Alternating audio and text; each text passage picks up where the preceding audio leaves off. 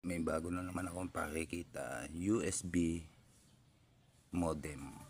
Yan, USB modem, pakikita natin.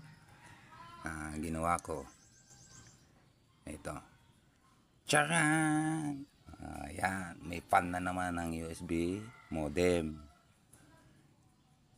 Yan, pakikita natin. Yan, umiikot para hindi uminit gaano.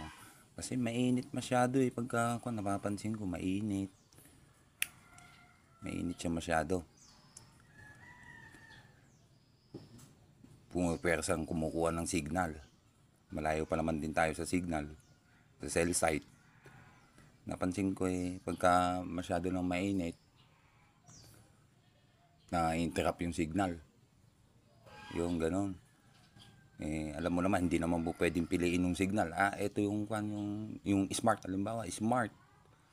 Ito yung smart USB router, sabi.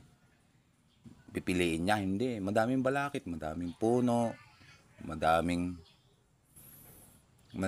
wifi na nakakalat. Kaya nahihirapan humigop kung minsan. Kaya nagiinit, kaya na-interrupt yung signal. Hindi naman po pwedeng piliin ng smart. Ito yung smart subscriber natin. Ito yung palalakisin natin signal. Hindi naman ganon. Di ba? Ito lang, konting kaalaman para hindi uminit. Produce ng magandang signal. Lagyan natin ng fan para maganda. Para sa akin, maganda. Nilagyan ko din siya ng heatsink. Ayan. Hindi ko naman totally sinasabi na walang heat na kwantong USB modem na to. May heat pa rin siya, konti lang. Hindi ganun ka init na.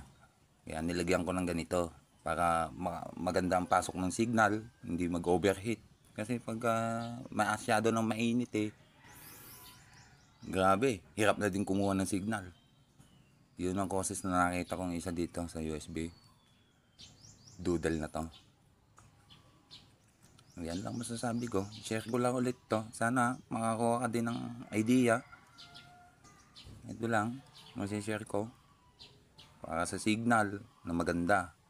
Hindi ko naman sinabing totally maganda na yung signal ko. Pero nai-interrupt Masyadong malayo ako sa cell site. Almost 2 kilometers. Malayo-layo na yun. 2 kilometers. Kaya ito, ginawan ko na naman ng paraan para smooth ang pagpasok ng signal. Yun lang yun. Isa pa yun yung causes niya Pagka masyado nang mainit, hirap na din mag-produce ng signal na maganda.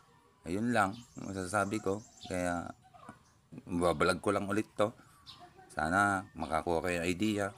Makita nyo kung paano at paano ang technique. Ayun lang. Thank you for watching. Bye-bye.